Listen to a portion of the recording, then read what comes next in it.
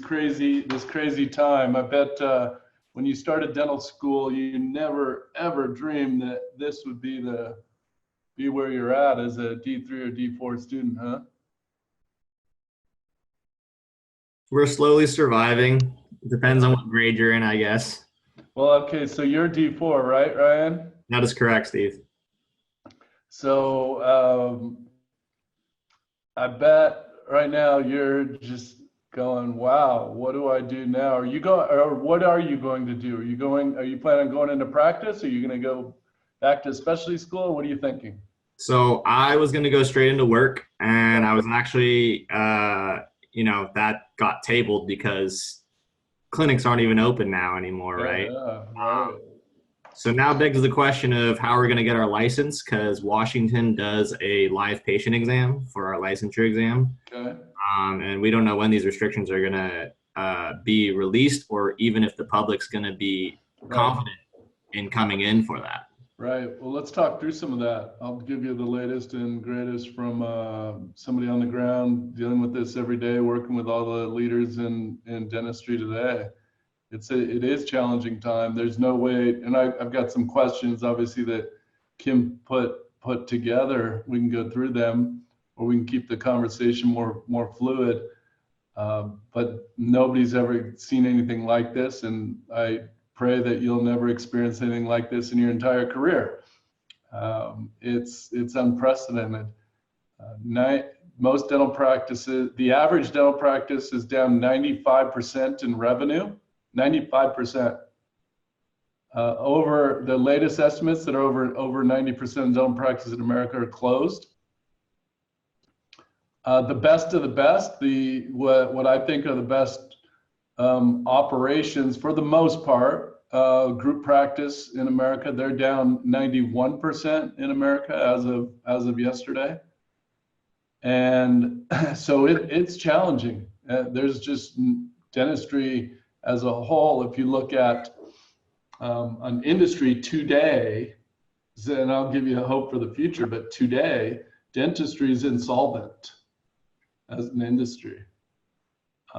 It was estimated to do about $150 billion this year in services, which dentistry has been really healthy in the last 5 years. And this year, we'll be lucky if dentistry does 50 billion in total for the entire year. So you have overhead built up to operate at 150 billion, and it's only going to do 50 billion. And most of that 50 billion in services was done in the first 10 weeks of the year. So January 1 through March 15. Since then, it's been very tough. But I can walk you through what I see the future too, because I think the future is really strong, really bright. I think you're in an incredible profession. We're just going through a major crisis, and there's no way for me to sugarcoat it, but a major crisis that we will work through as long as dentistry works together to get through this. And we're already seeing some signs of that, and I can go through it. Would you like me to go through the questions that Kimberly put forth, or because I'm really wanting to learn how we can help all of you, because as most of you know about our company, maybe you do or maybe you don't, we hire a ton of new grads. This year alone, we're expecting to bring on probably 700 or so D4 students into the organization this fall. So we're probably about the largest in America of bringing recent graduates on.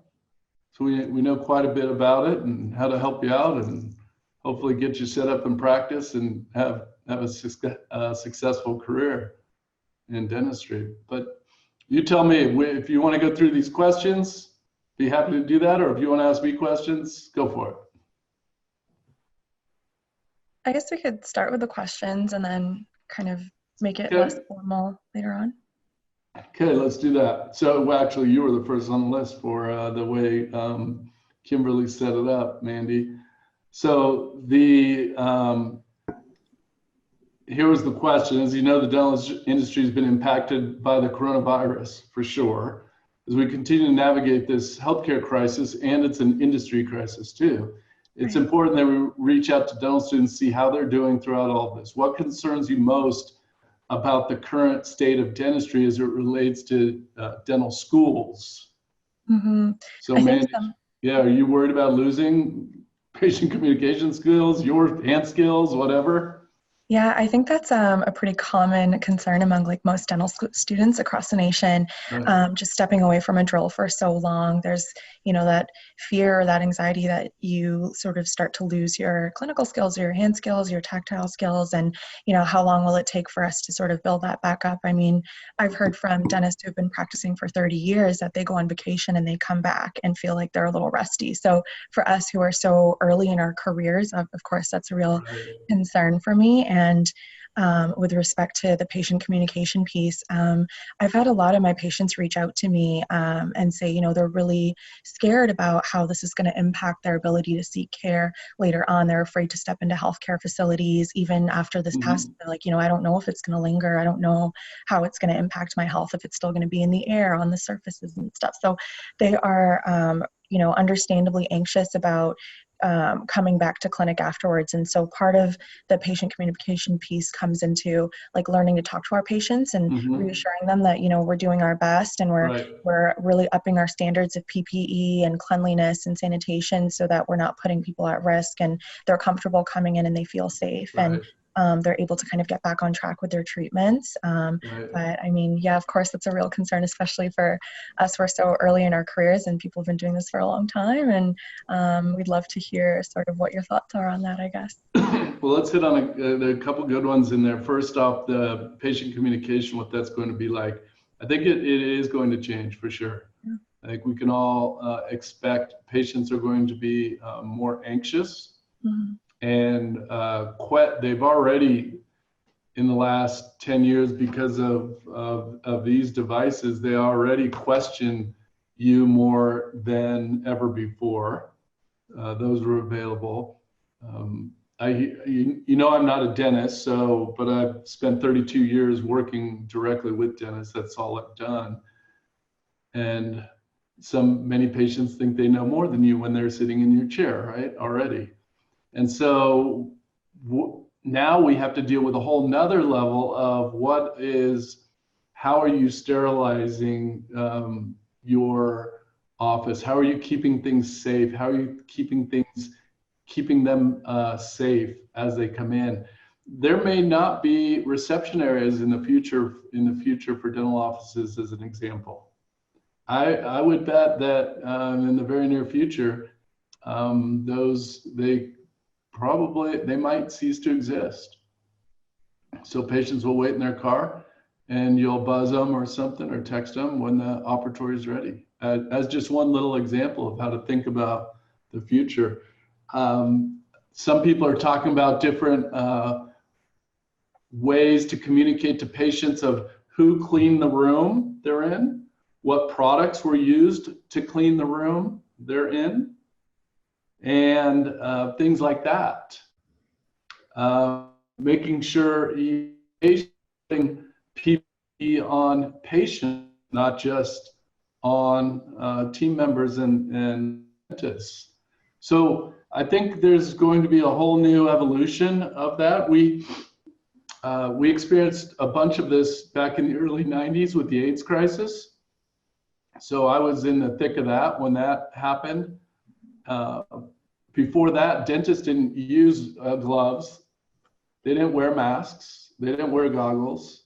So there was a major uproar if you talk to some of the older dentists about that, because they said, I can't feel my instruments because I'm wearing gloves, and the mask feels claustrophobic and all sorts of things. There was no such thing as really PPE in dentistry before the 90s, early 90s. So we've been through this, and here's what my opinion is that dentists are some of the best at keeping themselves, their team members, and patients safe. I don't know if you've read much about that AIDS crisis, but a lot of it was focused on dentists because there was some wacko dentist down in Florida that happened to be injecting patients with HIV and caused a lot of concern around dentistry. Well, dentistry did a pretty good job of swooping in and ensuring that it's a safe place. So I personally think dentists are awesome at keeping themselves and patients and their team members safe. As an example, in our organization, still to date, and we have still 700 practices serving their communities right now, there hasn't been one documented transmission of the coronavirus in a PDS facility. Not one. And to date, just in the month of April, the dentists have seen over 40,000 emergencies, and we still don't have one documented transmission happening. So I think, but you're thinking about that correctly, and then your hand skills and verbal skills. What are you planning on doing, Mandy? Were you planning on going to specialty school or into practice? I got into specialty, so I'll be going into pediatrics after.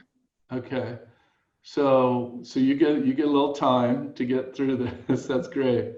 What state are you going to be going to? Colorado, at the Children's Hospital of Colorado. Okay, great. So you'll probably be okay, obviously, getting into that and going through that. Those that are going into practice, which is generally about half the students that graduate go into practice, it's going to be much harder to get a job. I'll be real with you. It's going to be a lot harder. Yet there will be those practices that are figuring it out. We have lots of them, and that will figure it out and be hiring. And so you're going to have to work a little harder to search out those practices that you can get on board with a mentor that will help you and have patients available for you to keep up your hand skills and verbal skills for sure. But I think that's real. I was talking to one of my docs the other day.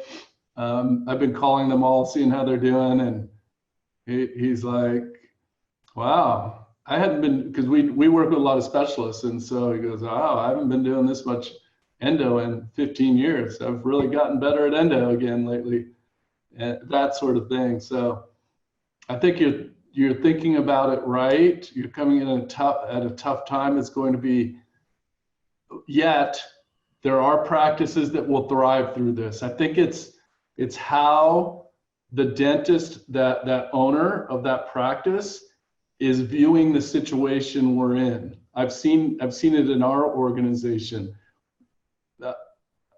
85% of them have stepped up and said, okay, this is the situation. I've got to deal with it. I'm a healthcare professional. I'm going to go at it with everything I got. I know there's a ban on what we can do, but they're making lemonade out of lemons.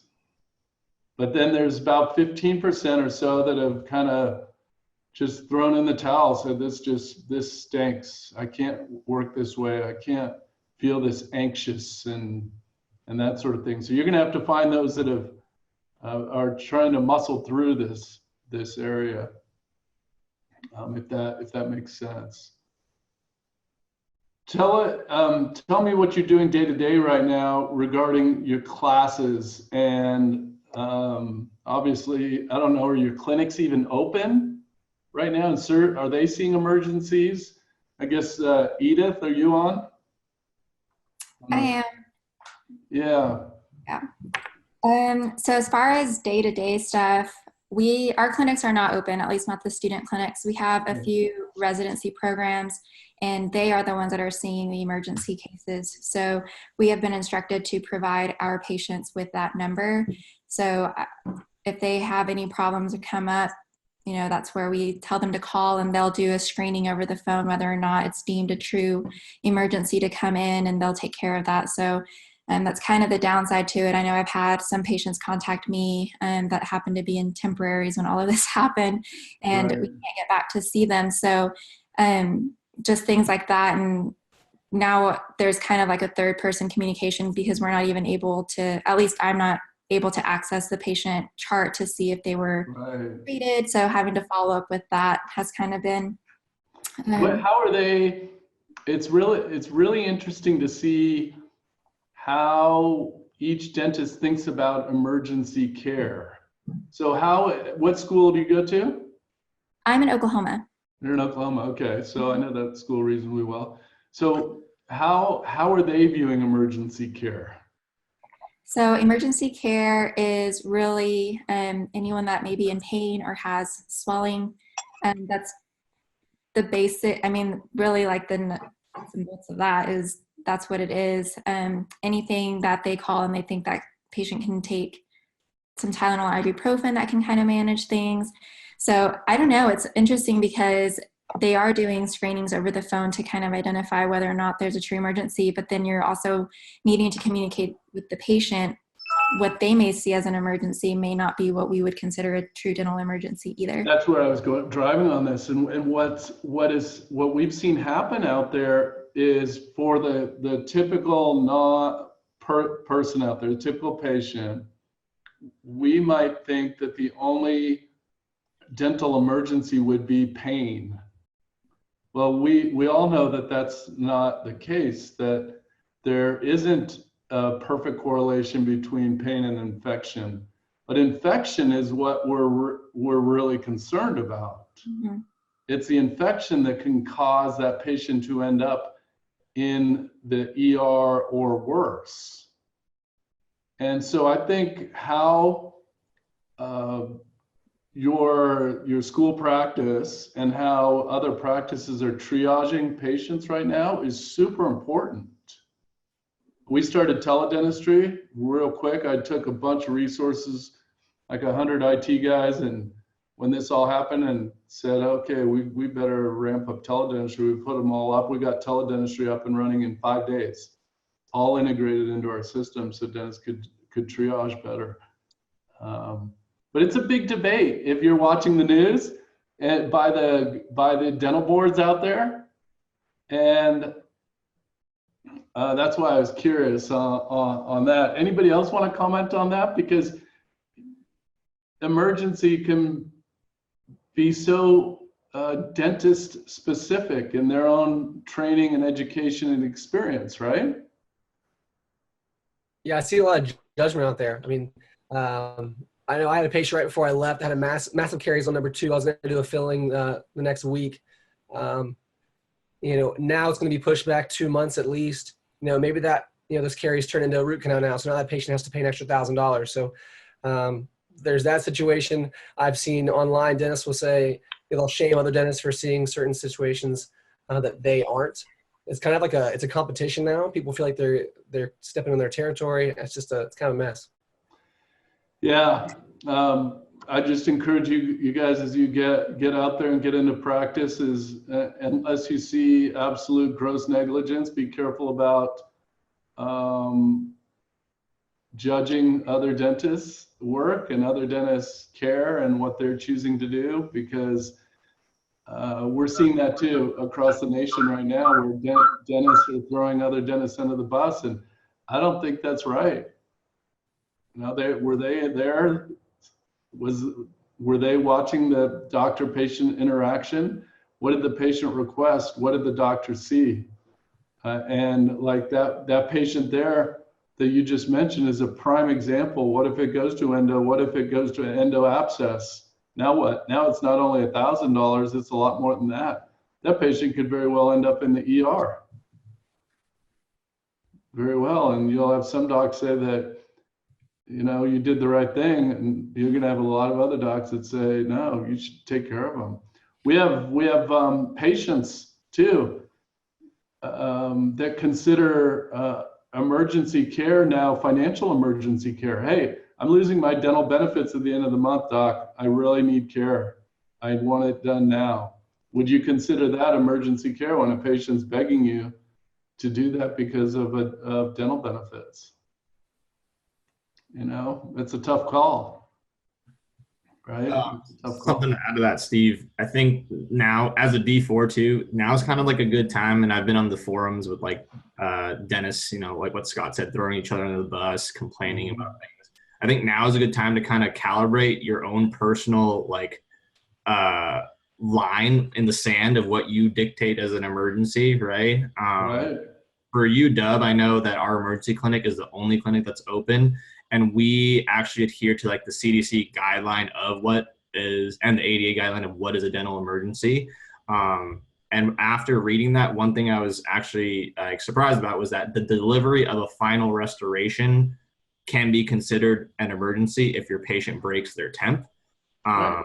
And so you look at that and you're like, well, that's not going to generate aerosol. That's, minimal contact. Like, why not? And so personally for me, I would, deem that emergency. I would probably treat that, but others may think differently. And I think now is the time to kind of figure out for yourself what you would be willing to do. I think you're bringing up a great one. So this debate arose in our organization yesterday. So endo's on the rise big time around the country right now. I think it's from lack of consistent care and stress. So we're seeing way more endo walking in the doors right now, especially the last 2 or 3 weeks. So then what is the standard of care after you do an endo on most teeth? You need to do the final restoration, right? And so should that be done right then or not? So the debate was standard of care might be on most of these teeth might be a root canal and a crown, sometimes a post when needed, pre-COVID, but now it's not standard of care. So there was that debate happening too. So yeah, that's a great point, Ryan. And I don't think it's a black line. I think there's definitely, my wife had to have number 14 extracted 3 or 4 months ago. And she had, it was pretty gnarly. And she she couldn't get the implant placed right away because it took too much bone away. So she had a bone placed, socket replacement, and she's ready for the implant. And she knows, because growing up in a dental family, that her teeth are shifting and she can feel it. My 2 brothers are dentists, my dad's a dentist, my grandfather's a dentist. She knows what's going on. And she wants to get in and get her implant done now. I know technically that's not an emergency, but when all her teeth are shifting, is that an emergency or not? I don't know. They're tough calls. They're very tough calls right now out there. And when your patient is asking you that question, yeah, you've got to be prepared to answer it and prepare for the next step of, hey, if you, in that particular case, you don't do the implant. Now she's not, by the way, right now for the record, she's not going in and getting the implant done yet, but she's going to have probably some other dental problems because she's not getting the implant and getting that space filled. Because right now she didn't get a space maintainer or anything in there. She thought she'd already have the implant in. So it's interesting debate. So what's it like right now for you guys in just a day-to-day life of a dental student? What are you doing each day with your free time, Brooke? Yeah, so I was kind of explaining earlier before you got on here. As a third year, we were primarily seeing patients. We were only taking a couple classes, so now those have obviously moved online.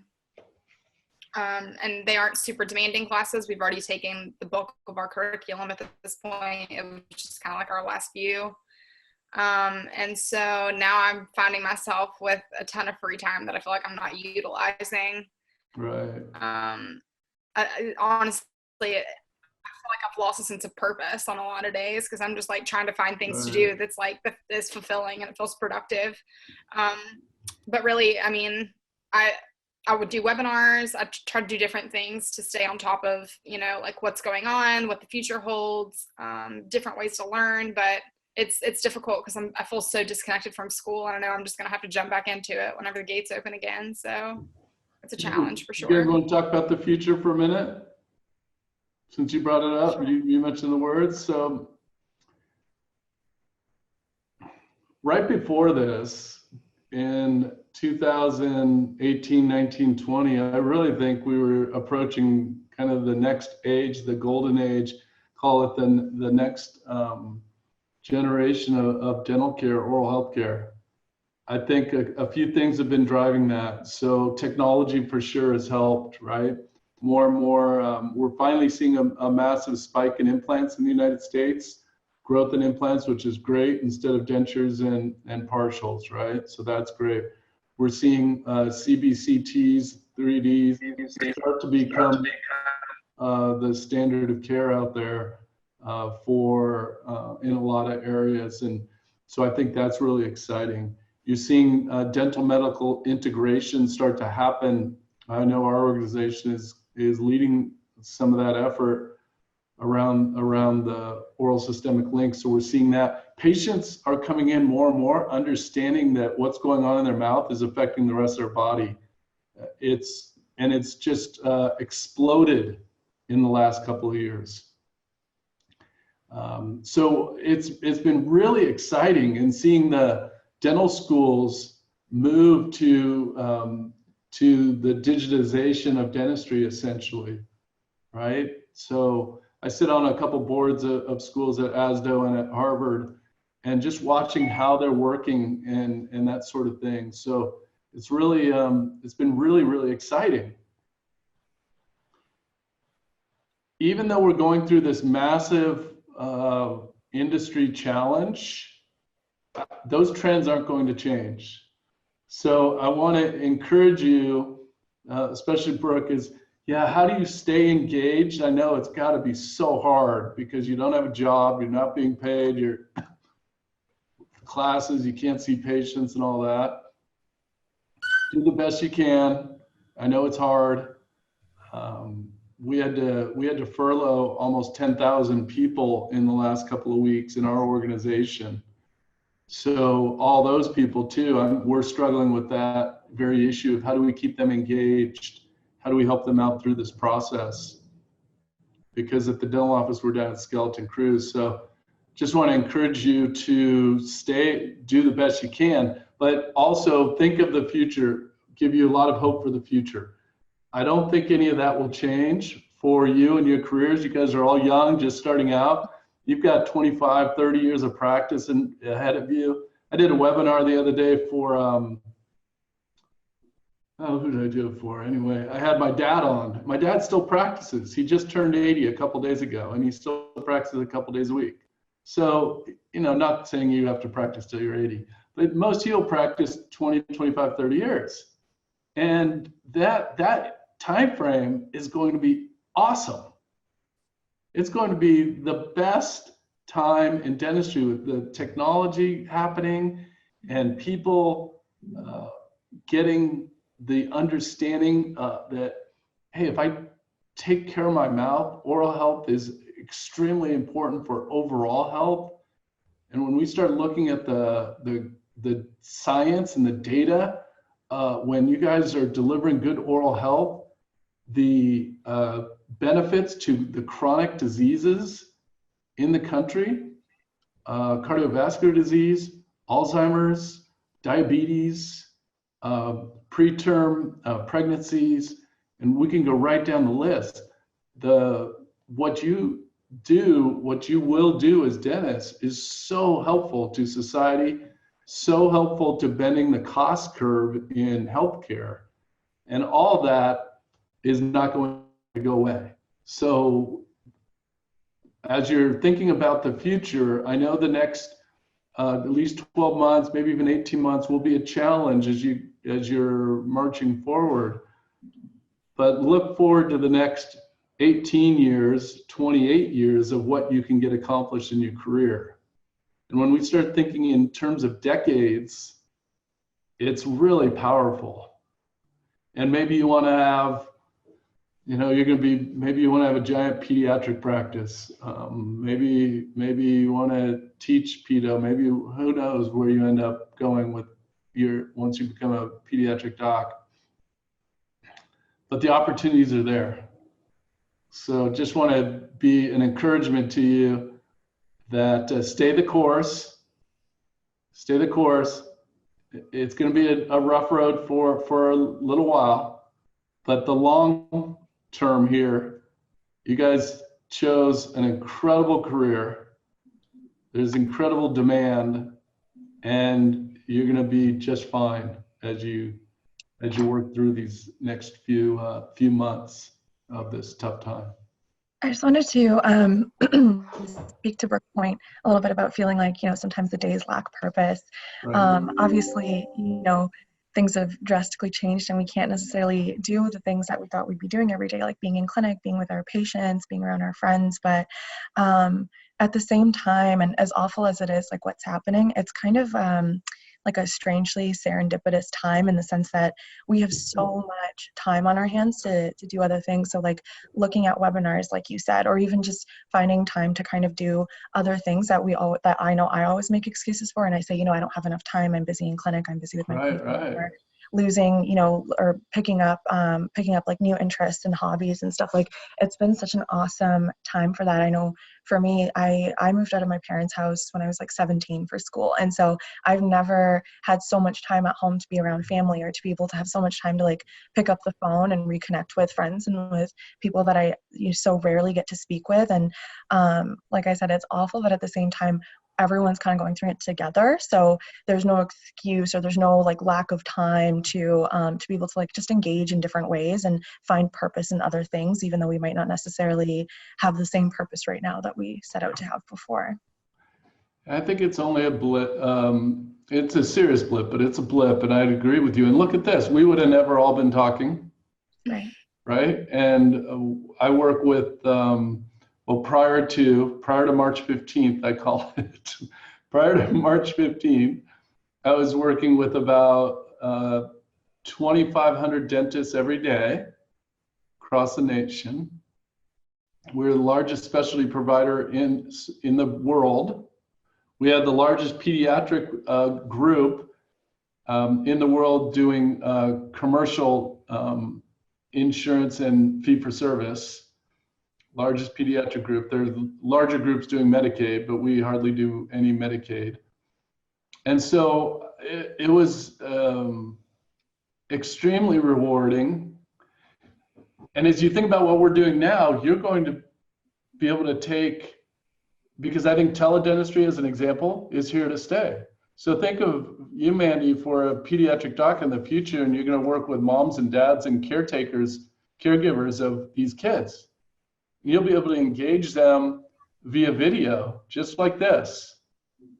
And it will become standard for you, and you'll actually get reimbursed for it a little bit, but you'll get to help triage and help them out.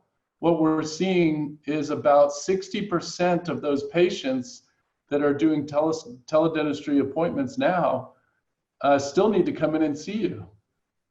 So and it could be more with kids. I don't know with kids, because most of our kids practices, moms and dads have pretty much stopped taking their kids to the dentist right now because they're scared right now. Most of our pediatric practices are very limited basis right now. But your future will be bright here. It's going to be great. So just even these, and so you can look at the positives here on what teledentistry will bring. So what's the status for graduation and the boards right now? What are they telling you? I heard you right when I jumped on, you're going to do some virtual graduation. That's awesome. Is that the way they're all going to be?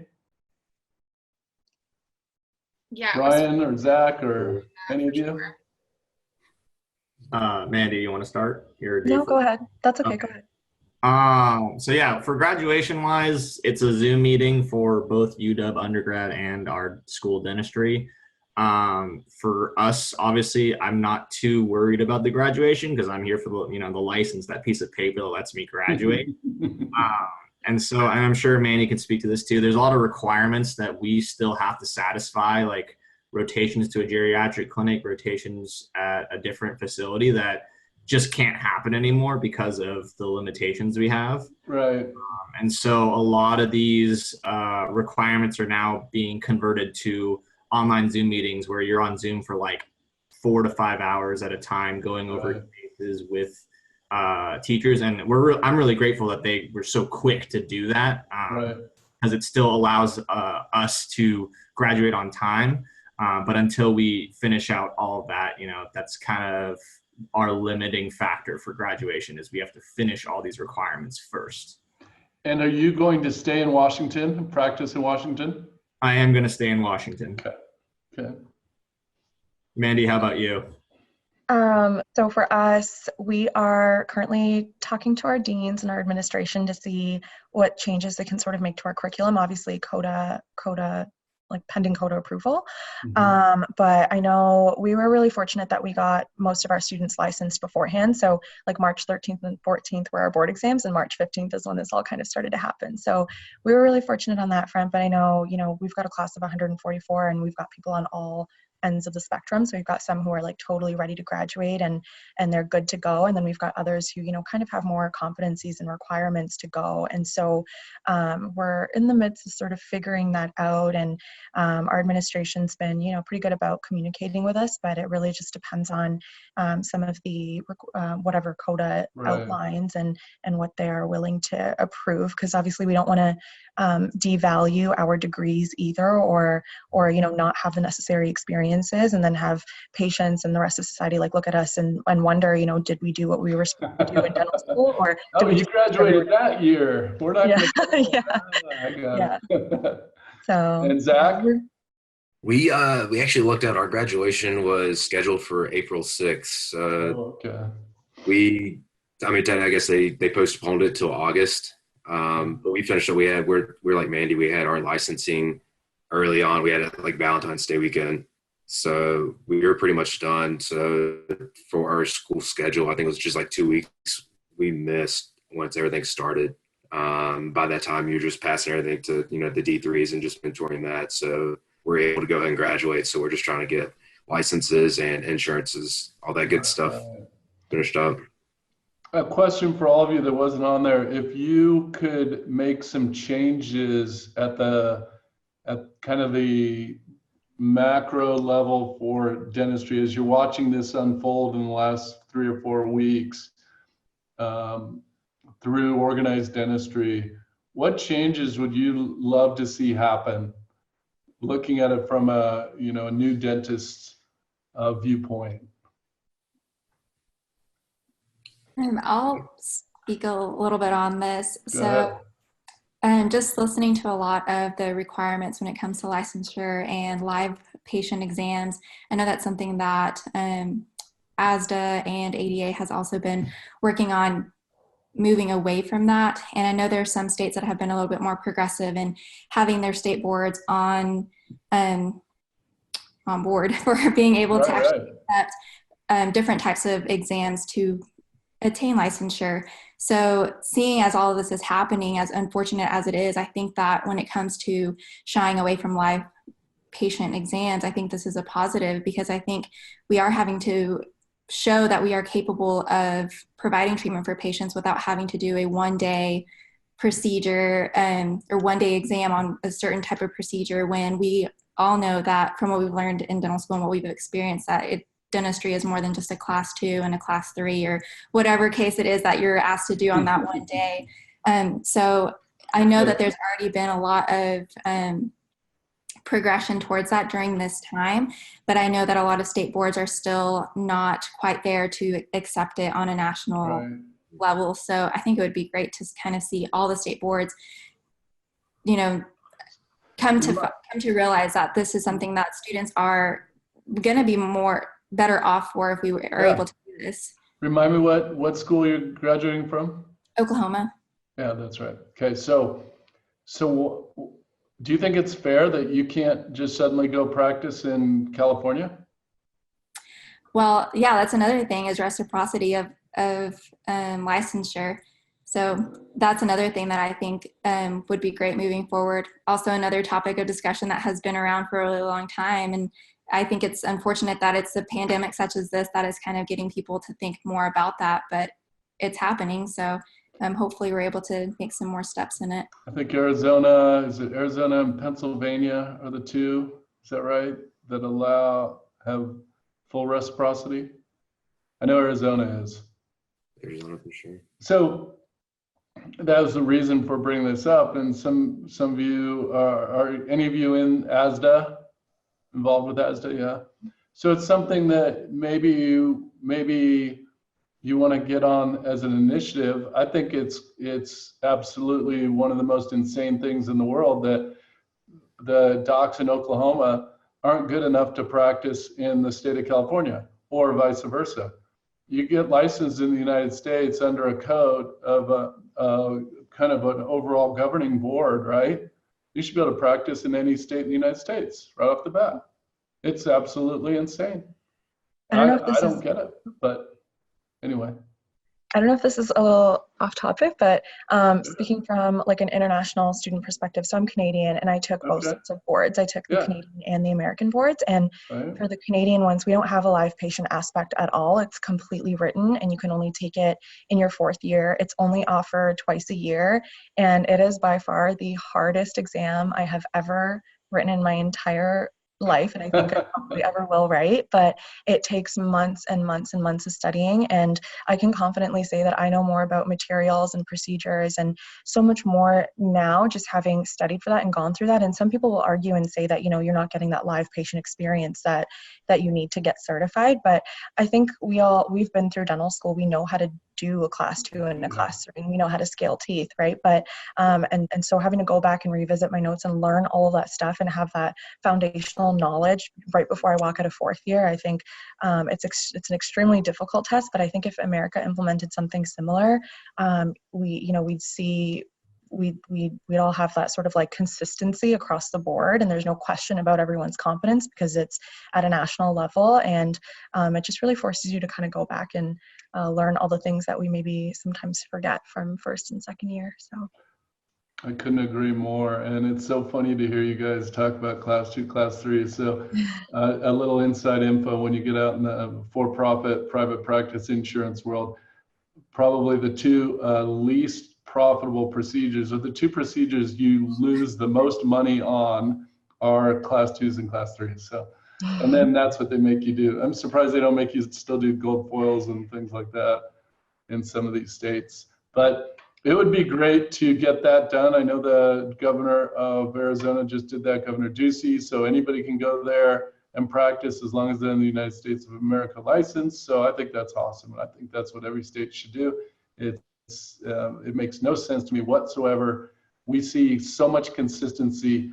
We did a comparison. I'll give you an example. I did a comparison with Rick Workman, who started Heartland Dental. He's a good friend of mine. We've been competing head to head for almost 30 years together, but we've remained friends all this time. So we did a comparison looking at what the doctors in our groups were doing. Basically looking at all the procedures by patients and looking at diagnosis and across. We cut it, sliced it, diced it every way possible, okay? And looked at all the different states, all the different markets. And at the end of the day, all our docs, which was about 6,000 docs, 6,500 docs total, they almost all practice within a very narrow range of what's acceptable and what is right. It was absolutely amazing to look at the data. And so what it told me is the schools, even for you that come from Canada and come in, the schools are teaching a very consistent way of practicing. You always have outliers. We have outliers in every profession, right? But dentists as a whole are practicing so consistent all across the nation, whatever market they're in, whatever state they're in, whatever school they went to. And so it was really, I think it was really a good statement about dental schools and dental school training, the deans of the dental schools, the systems that are set up. So anyway, little inside info on that. for you. Any last questions for me? We got one more minute. Do you have anything for me?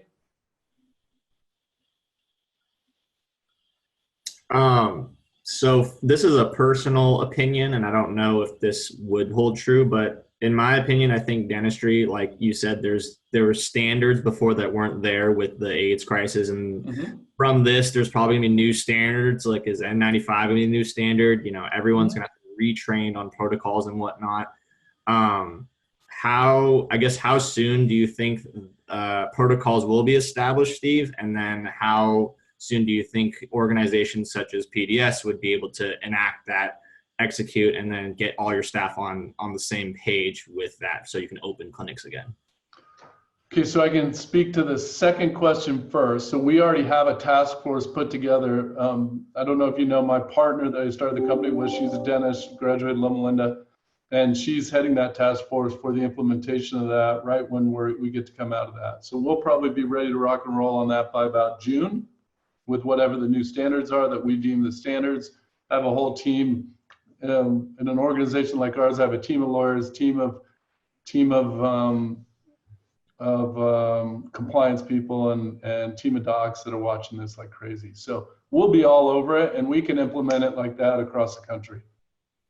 Now, when it comes to organized dentistry, and we look at all the things that go on between the state societies and the tripart system that's set up in organized dentistry, I think it's going to be a while.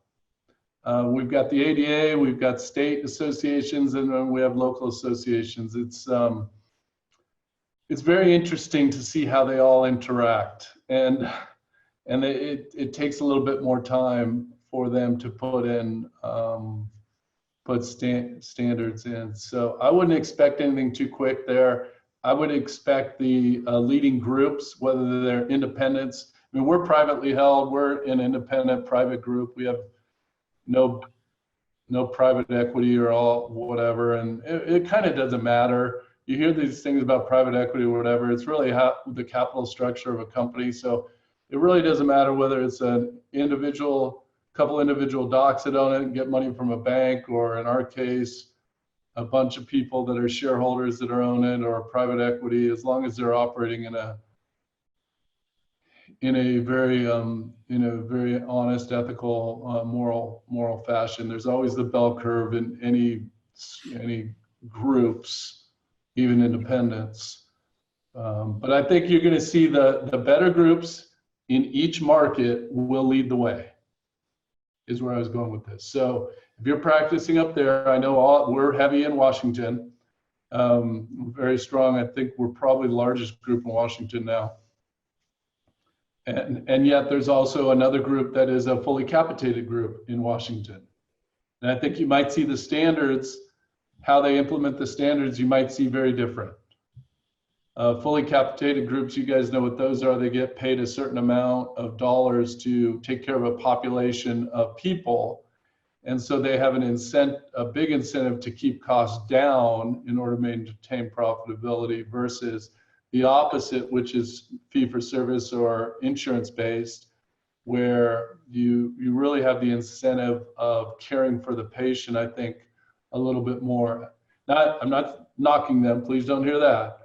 But I don't think the financial incentives are aligned around fully capitated groups versus groups that aren't subject to fully capitated.